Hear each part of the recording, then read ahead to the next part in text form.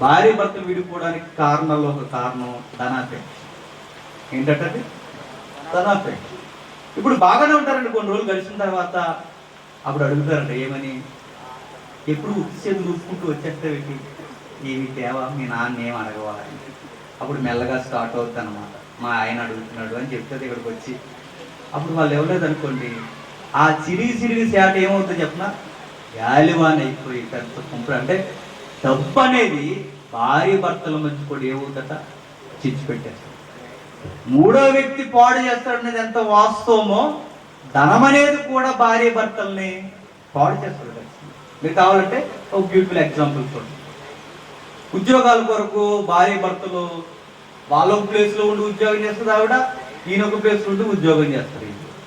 ఎందుకంటే మీరు అలా అంటే, వాళ్ళు అంటారు రేపు పొద్దున్న పిల్లల భవిష్యత్తు బాగుండాలంటే మరి ఈ రోజు మేము సంపాదించాలి కదండి.